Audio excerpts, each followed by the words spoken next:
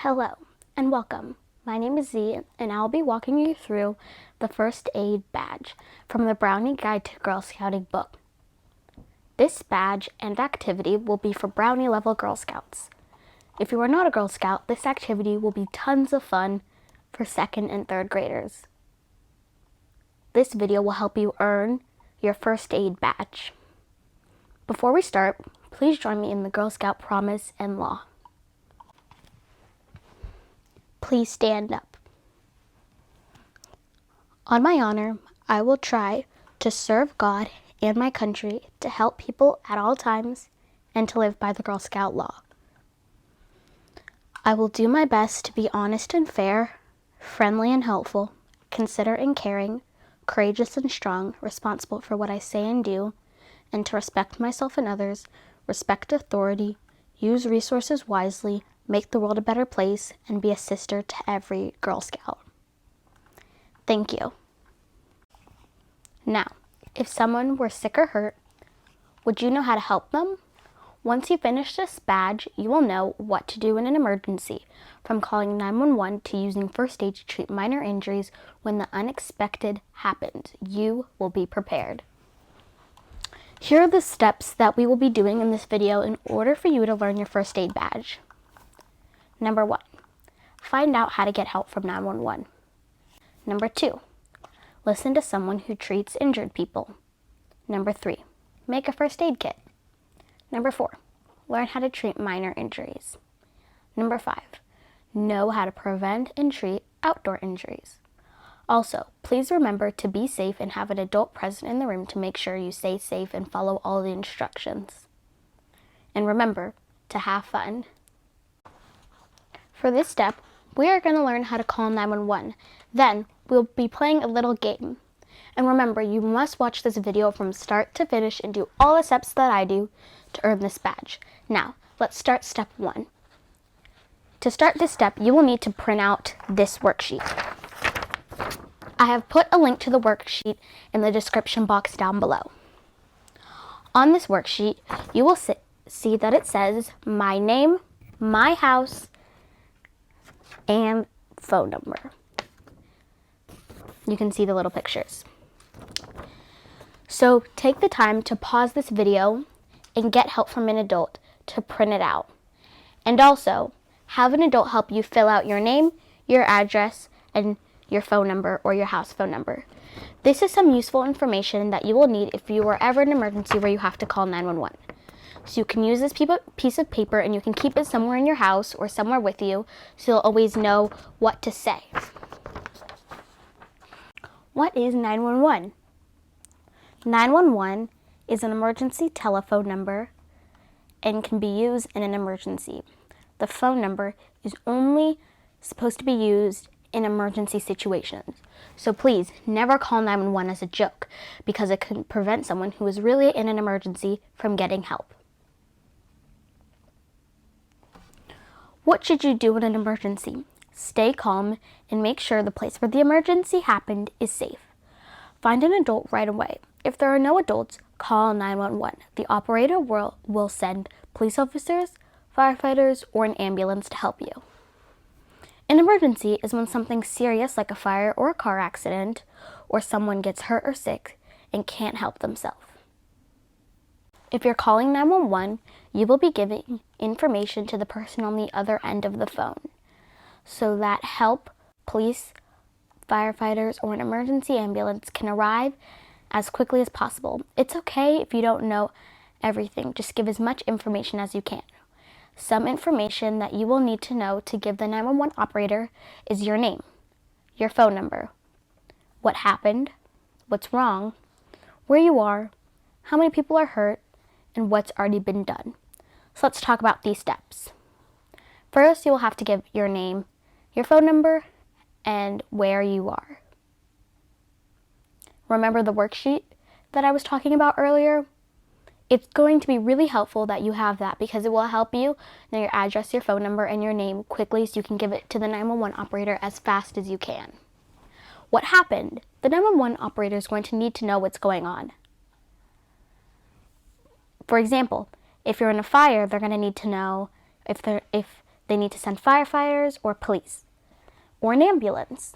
Then they're going to ask what's wrong. If someone has been hurt, has someone passed out, is someone feeling dizzy, is someone sick, those are some of the things that they'll need to know. How many people are hurt? They're going to need to know how many people are in the room, so they'll know how many emergency vehicles to send. What's already been done? They're going to need to know, has someone already been given a first aid kit? Is someone already being treated by another doctor? And these are some of the things you need to know. If you don't know all of the information, that's okay. Just give them as much as you have. And remember to never hang up on a 911 operator because they might have more questions. Always let them tell you when to hang up. Now that you've learned a little bit about 911 and filled out your worksheet, it's time to play a game. In this game, I will be saying an emergency situation. For example, your house is on fire. You're going to have to give a thumbs up if you think you should call 911 or thumbs down if you think it's an emergency where you don't need to call 911. Let's start. Someone becomes suddenly dangerously ill. Give a thumbs up or a thumbs down. What do you think? The answer is thumbs up. You should call 911 if someone is suddenly dangerously ill. Let's do another. You notice graffiti on your home or in your neighborhood. Is that a thumbs up or a thumbs down? The answer is thumbs down. You shouldn't call 911 if you notice graffiti on your house or in your neighborhood, because you could be taking up time that an emergency operator could help someone with a more serious emergency. If you and your family member have a minor illness like the flu or a cold, thumbs up or thumbs down?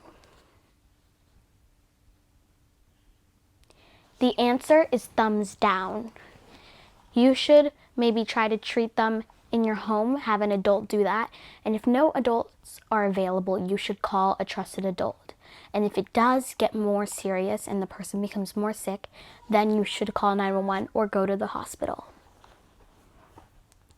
If someone crashes a car in front of you, thumbs up or thumbs down? The answer is thumbs up. You should call 911 if someone crashes their car. That is a serious emergency and you need to call 911. What if you hear gunshots? Is that a thumbs up or a thumbs down? The answer is thumbs up. You should absolutely call 911 if you hear gunshots. That's a serious emergency. The next one. You have a question about the risks of carbon monoxide poisoning, but you don't know if you suspect it in your home. Or you have a question about an emergency, but you don't know if it's going to happen or if it's actually happening. That's a thumbs down. If you're not sure or there's no real signs of an emergency, but you're just curious about them, that's something to ask a trusted adult or look up. But it's not something you should call 911 about unless the emergency is actually happening. Let's do a couple more. You see a violent physical fight. Is that a thumbs up or a thumbs down? The answer is thumbs up. If you see a very violent physical fight or something going on that could really hurt someone, you should definitely call 911. Let's do a couple more. If you notice smoke in your home or in that of a neighbor, or if you see a fire, should you call 911 or should you not call 911? The answer is thumbs up. You should call 911 if you notice smoke or a fire in your house or a neighbor's house. If your pet or bike is missing when you come home, is that a thumbs up or a thumbs down? The answer is a thumbs down. You should not call 911 if you think your pet is missing. What about if you think that your neighbor's animal may be neglected, or you think that there is an animal that's sad? Do you think you should or shouldn't call 911? The answer is you shouldn't call 911. Thumbs down. Now that you learned a little bit about what emergency situations you should or shouldn't call 911 in, and you've learned about what 911 is, what information they're going to be asking when they're calling, and what you should tell them, you have finished step 1. Congratulations. We have 4 more to go before you have earned your badge. Good job. For step 2, we will be listening to someone who treats and prevents injuries. The first video we will be watching is from a police officer. She will be talking about her day-to-day job and how she helps people in her community. She will also be talking about her uniform and what type of equipment she has. The second video is from a firefighter. He will be talking about his day-to-day job as well. He will also talk about how he prevents fires and how he talks about fire safety. He will also talk about his equipment as well, and he will explain what the different things like a mask and his uniform do to protect him from a fire. My name is Sergeant Strange, and I am a helper. I am very proud of my job because I get to help keep people safe. I am a police officer. I'm going to tell you a little bit more about how police officers help. When I go to work, I wear a uniform so you know I am there to help. This is my uniform. Some important parts of my uniform are my name tag. It says Ashley Strange. This is my patch. It tells you where I work. My radio. 10-6. This lets me talk to other police officers so we can help each other. My badge. This means I promise to keep you safe. It is important because my friends at my job wear the same badge. When you see me working, I might be walking, on a bicycle, a motorcycle, and sometimes even a horse. But you will most likely see me in my car. Let's check it out. My car is a little different from the one your mommy and daddy drives. It has some special tools to make sure I can help you. My lights help drivers see me when I am coming down the road. Sometimes I need to drive quickly to help someone. My lights let you know that I am coming. My sirens help tell people I am on the way. You can hear my sirens from far away. I also have a special computer in my car that helps me find important information like phone numbers and addresses. Lights, sirens, and this computer are just a few of the tools that help me with my job. I get to do many different things at my job. I get to know the people in my neighborhood. How are you? I assist people when they call for help. I make sure people follow the rules, and much more. You might see me in lots of places. I help people in their homes, on the road, and in buildings like stores and schools. My job is important because I keep people safe. In an emergency, there might be times we need to talk. I may need to ask you some questions. You can always tell me the truth. I might ask you the name of your mommy and daddy and their phone number. It's important to know this information, so be sure to practice it. I might ask you to explain something that happened so I can help. It's okay if you feel sad, angry, or upset. I want to listen. You can help me by listening to my instructions and practicing your patience. There might be times when you see me helping others, so I won't be able to talk right away. But I want you to know I am still there to help. Even if we can't talk when I first arrive, I will still make time to talk to you. If you see me in your neighborhood, you can say hi or wave to me.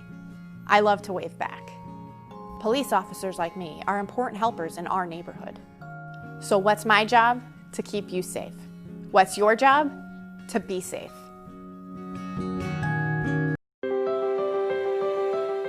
Hi, my name is Lieutenant Green, and I'm a helper. I'm very proud of my job because I keep you safe from fires. I'm a firefighter. You might see me if there's a fire in your neighborhood, if you're in an accident, or if there's been a bad storm. I'm going to tell you a little more about how firefighters help. When I go to work, I wear a special uniform so you know I'm there to help. During a fire, firefighters wear a special mask and suit and carry equipment to keep us safe from the heat and smoke. My suit looks like this. My jacket protects me from heat of the fire. It's layered with special fabrics that protect my skin. A mask can help me breathe even when there's smoke in the air. The mask filters out the dangerous smoke, and my air tank provides fresh air to breathe. I'm going to show you what my mask looks like. I might sound different and might look a little scary when I wear my mask, But don't be afraid if you hear my loud breathing or if you can't see my face. I'm here to help you, and my mask is here to help me. My helmet and my visor protect my head and my eyes. Another really important tool is my fire engine. Fire engines carry firefighters and lots of tools to burning buildings, so they're very big. They're usually bright red in color, and they have lights and sirens, so you can hear and see me coming. Let's go check it out. This is my fire engine. It's a little bit different than the cars grown-ups drive because it has a bunch of special tools so I can help you. One of the most important tools on the fire engine is the fire hose. It's connected to a big tank of water, and it allows me to spray a bunch of water on a fire really, really fast. Another important tool is a ladder. The ladder allows me to reach high windows and really tall buildings, just in case we need to save somebody. I also have lots of other tools on the fire engine. They help me out in many different situations.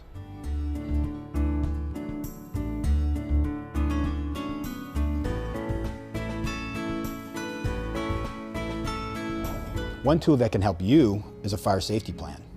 You can work with the grown-ups in your life to create a plan in case there's a fire in your home. Talk about how you'll get out of the house if there's a fire and where you'll meet outside. You can talk about fire safety and how important it is to never play with matches or fire. In an emergency, you can help me by following instructions and never going back into a building that is on fire. If a family member or pet is inside, you can tell me and I'll go to help. I like my job because I get to help people like you. If you see me in your neighborhood, wave hi. I like to wave back. Firefighters like me are important helpers in everyone's neighborhood. So what's my job? To keep you safe. And what's your job? To be safe. Now that you have finished the videos, you have finished step 2. You listen to a video about police officers and firefighters and how they protect us. Congratulations, you've finished it. Feel free to also do your own research about police officers and firefighters if you'd like to find out more about their day-to-day job. Now we will start step 3. For step 3, we will be making a first aid kit. It's a good idea to have a first aid kit handy to help anyone who has a minor injury, such as a cut, burn, or scrape. First, find out what should go into a first aid kit. Then, we're going to make our own. So, to find out what goes into a first aid kit, we're going to play a game. It's going to be the same game that we played during step 1 with the 911 activity. I will be asking you what does or doesn't belong in a first aid kit. If you think that the thing that I say does belong in a first aid kit, thumbs up. If you think it doesn't belong in a first aid kit, thumbs down. Let's do a practice round. I might say something like an apple. And an apple doesn't belong in a first aid kit. So you would put your thumbs down, and then I will reveal the true answer a couple seconds after I say the question. Does that sound good? Yes? Okay. Let's move on.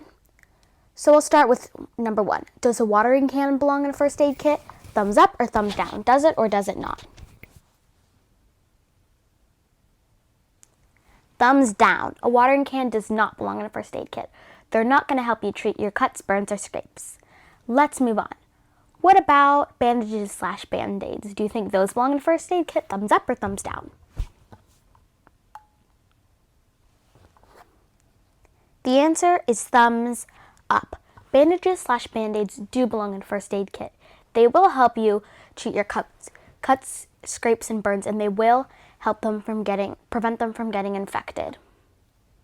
Let's do another. Do you think that alcohol pads or any sort of wipes belong in a first aid kit? Thumbs up or down? Thumbs up. Any sort of alcohol pad or wipes do belong in a first aid kit. They will help clean your cut and prevent them from getting infected. Let's do another. What about a frog? Do you think a frog belongs in a first aid kit? Thumbs up or thumbs down? The answer is thumbs down. Frogs do not belong in a first aid kit. Although I have to admit, they are pretty cute animals, but they won't help you treat your cuts, burns, or scrapes. Let's do a couple more. What about soda pop? Do you think soda belongs in a first aid kit? Thumbs up or thumbs down? The answer is thumbs down. I do love soda, but it won't help you treat your injuries. Let's do one more. What about any sort of antiseptic ointment? Do you think that will help you with your cuts, burns, or scrapes, or any other minor injuries? The answer is thumbs up. Antiseptic ointments will help you treat your minor injuries. Let's do just one more. What about tape? Do you think tape will help you treat your injuries?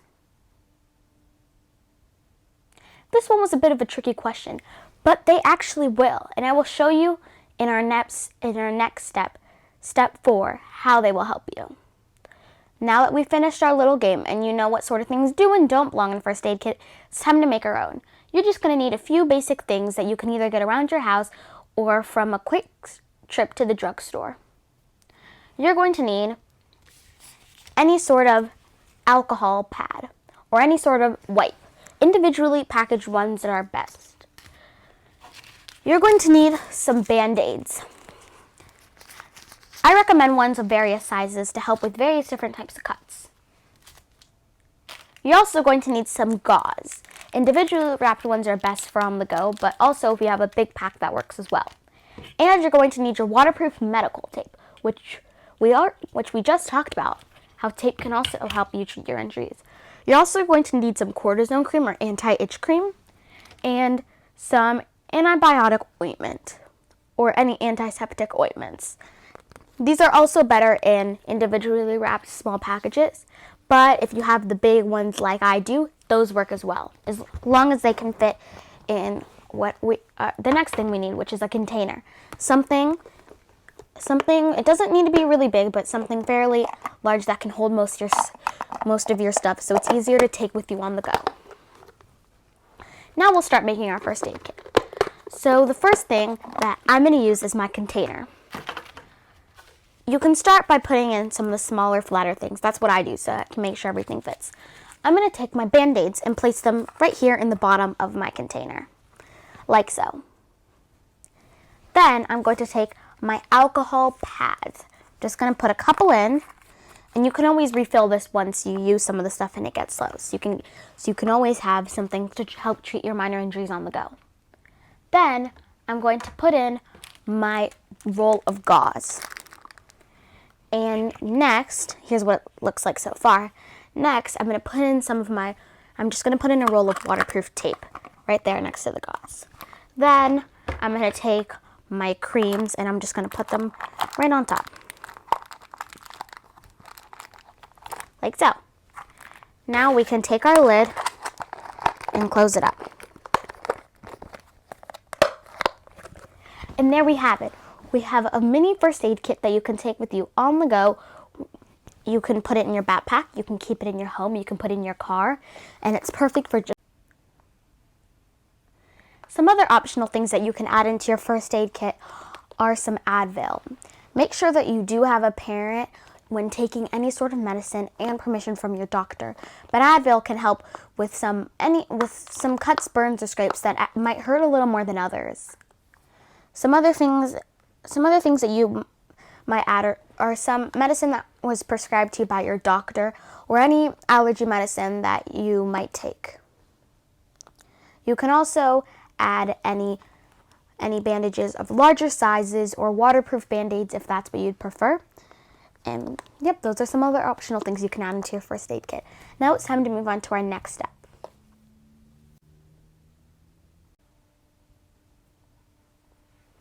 For step 4, we will learn how to treat minor injuries.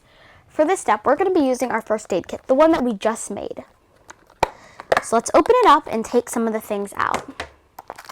First, we're going to learn how to treat minor cuts or scrapes. Remember, if something is heavily bleeding or looks discolored or has any sort of liquid or pus around the edge or looks really bruised, you should go to the doctor. These are just to treat minor cuts, scrapes, and burns, things that don't require going to the doctor to get treated.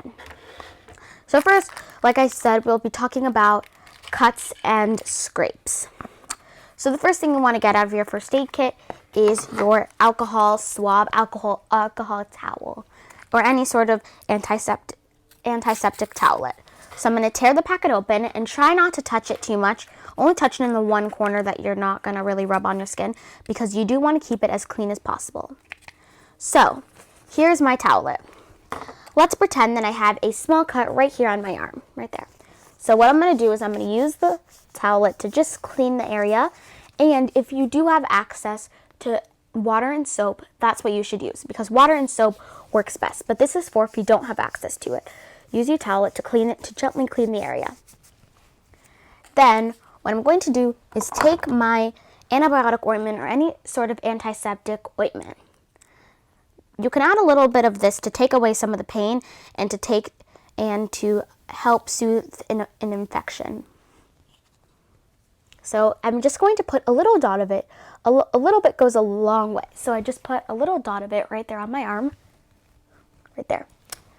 So I do recommend washing your hands or using a fresh alcohol towelette to wipe your hand. So if your hand is clean, you can go ahead and use it to rub it in a little bit gently.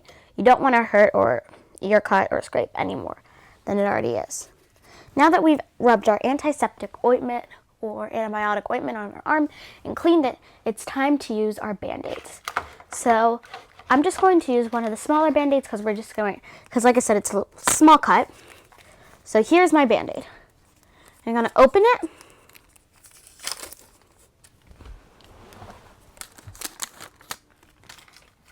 And here it is. So try not to touch the actual Band-Aid part, but as you've probably noticed, most Band-Aids do have that outer white part, so you can use that to peel it back without actually touching the actual Band-Aid. So I'm just going to peel a little bit of it off, and I'm going to put it right where my imaginary cut is. So we've done the first half, so you can see we still have that little plastic part, white plastic part. So I'm going to peel the rest of it off like so. And there, we have successfully put a Band-Aid on our arm, which can be used to treat any sort of minor, small cuts and scrapes. There we go. So, we've just learned how to treat a cut or a scrape. Now we're going to learn how to use gauze and waterproof medical tape to treat a bigger cut. That maybe a cut or a scrape that might just be a little bit longer than this one. It might take up a little more of our arm. So, like our last step, we're going to take a fresh alcohol swab. Here's another one. Just going to tear it open like so and take out the swab. And here we have it. So let's clean the entire area. Gently clean where that cut or scrape might be. Like I said, I'm demonstrating a larger one, so I'm going to rub it on a bigger part of my arm. So let's just pretend the cut goes from here to here. Now that you've cleaned it, you want to add some of your antiseptic ointment or antibiotic ointment. So I'm going to take it, but this time we're going to add a little bit of a larger amount since it is going to be a bigger cut, or fake bigger cut.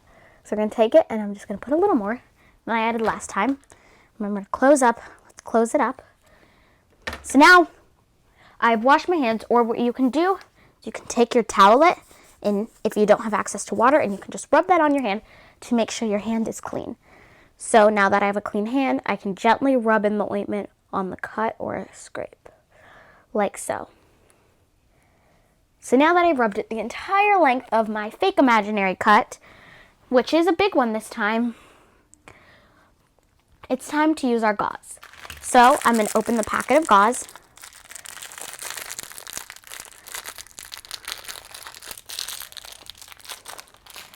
And we're also going to get our medical tape, like so. So first we're going to use the gauze and put it on our arm. With our tape, well, let's first unravel a portion of it. And with our tape, we're going to take the tape, and I'm just going to rip a small section off. This tape is used to keep your gauze in place. As you remember, I was talking about how tape does go in your first aid kits. And this is what we use it for. So you can take a little bit of your medical tape and put it on the end of your gauze. This is what's going to be used to stick it on your arm, like so. I put a little on the end of my gauze. So now we're going to take the sticky part of the tape, and we're going to tape it on my arm, right, like that. So as you can see, I've taped it on my arm. So now that's going to hold the gauze in place, so to make it easier for wrapping it so that it doesn't come unraveled. So I'm just going to do is, as I'm unraveling it, I'm just going to go around my arm, making sure to cover the entire cut once. And then I'm going to go back around the other way so that it's covered twice. Like so. And now we have finished the roll and covered up my imaginary cut. So now we're going to take a little bit more tape. Here's some more tape. Just going to cut that. And we can use this tape to tape the end, the other piece. Now that I finished wrapping it, we can tape the end. So I'm going to take the tape and I'm just going to tape it down. And now if you look, we can tape it down a little bit. Now if you look, I have treated a larger cut or scrape, one that might take up more space than a Band-Aid could cover. Now we're going to talk about burns. If you do get a burn and it is really bad and you notice a lot of swelling, you should go to the hospital. But this is for if you maybe accidentally burned, let's just say, this small part of my hand. And it's not a really bad burn, but it does hurt. The first thing you're going to do is run it under some cool water. You don't want it to be too cold, but you do want to take a little bit of that pain away. So you're going to rub it under some cold water. Then you're going to take a new alcohol towelette. So I just unwrap mine. Here it is, and you're just going to gently clean it. You don't want to press too hard because burns do hurt. You just want to gently clean it. Now, you want to take some of your antiseptic or antibiotic ointment, just like you did with the last two examples that I did. My Band-Aid got a little covered up by the bandage. The Band-Aid and the bandage right here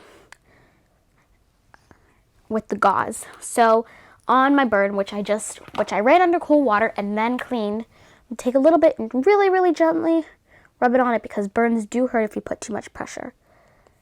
So here I've really gently just rubbed it in like that. And also, just a quick side note, make sure you're following along as I'm doing and practicing wrapping it on your arm, so if a real emergency comes, you'll know what to do. So now that I've put a little bit of the ointment on my hand, you have two options. The first one is to leave it like this. Some burns don't really require to cover it up because if they're really minor burns, you just want to take a little bit of that pain away, but they don't really require a Band-Aid. But if they do, if it's maybe a little bit of a bigger burn, you have two more options. You can wrap it in gauze like I just demonstrated with this, or if it's something smaller, you can just put a little Band-Aid on it like I did here. So since we already went over that, I don't think I really need to go over it for the burn, so just finish the same steps with wrapping and putting a Band-Aid on your cut just to put it on your burn. And that's how you treat cuts, scrapes, and burns, some minor injuries that you can do at home with the first aid kit that you made. Now you have finished step 4. The next step that we're going to be working on is how to prevent and treat outdoor injuries. Now, for step 5, we're going to be talking about how to prevent and treat outdoor injuries. As part of Girl Scouts, we like to spend a lot of time outside and take hikes and explore the nature around us. So we need to learn how to be safe and protect outdoor injuries. Whether you're enjoying the outdoors at camp, at the beach, or at a park, you should always know how to protect yourself. From bug bites to bee stings to sunburns to poison oak or ivy, find out how to avoid and treat these common injuries. So, first we're going to be talking about what you can bring when you go on hikes. So it is good to have our first aid kit, the one that we just made in our last step. These have some of the basic things which we just talked about and learned how to treat. If you ever get a cut or scrape while you're on the trails, you can use our first aid kit and the techniques we learned in the previous step. And if you get, another thing that's kind of common on the trails are bug bites or bee stings. So the first thing you want to do is wash it, or you can clean it with the wipes that we have in our first aid kit that we talked about in the last step. Also, something that's helpful that you can add is some cortisone cream or some anti-itch cream. It can help with the itchiness of any bug bites or bee stings. You could also, like I mentioned, add any Advil to your first aid kit, and Advil will help take down the swelling of any bee stings. So it is important to also know about the different plants on the trails that are dangerous. For example, poison oak or poison ivy. A common saying that we use in Girl Scouts and that a lot of other people use are leaves of 3, let it be. So I'll be reading you a short paragraph from the Brownie Guide to Girl Scouting book about poison oak and poison ivy. Poison ivy and poison oak. Poison ivy and poison oak can both cause an itchy rash. Poison ivy and poison oak leaves grow in sets of 3, so a good rhyme to remember is leaves of 3, let it be, which is what I just talked about. They are not the only plant with leaves like this, but it's better safe than sorry. You can get a rash from the plant any time of the year, even if there are no leaves, and even if the plant is dead. So if you see the plant, if you see a poison oak, poison ivy plant, it has 3 leaves. They sometimes can come in different colors, whether it's red, green, or orangish. So you just want to be careful and try not to touch them, because they can you can get really itchy and things like that. But if that does happen, it's good to put some anti-itch cream, and there's also some medicines that are specialized for treating it. Another thing to do is to read about it. So you can go to the library or ask an adult to help you go online.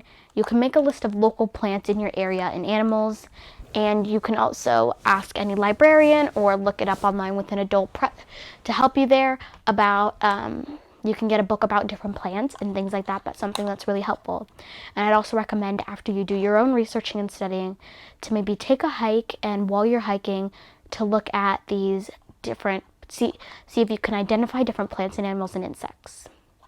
So you do want to always be safe and bring your first aid kit that we made, and look out for any unfamiliar plants or animals, and try to leave them alone. So those are some ways you can protect yourself from different outdoor injuries. And also remember to wear sunscreen, and even all year round. You do not want to get sunburns because they are painful and they're not enjoyable. But if you do get it, you can treat it by running your arm under some cold water to take the sting or the pain away. And you can also add some antibiotic ointment, which we used in our first aid kit in the last step. So you can go back and take a look at what I said about antibiotic ointment if you still don't remember what it is. So those are some ways that you can treat and prevent outdoor injuries, and remember to always be safe on the trails.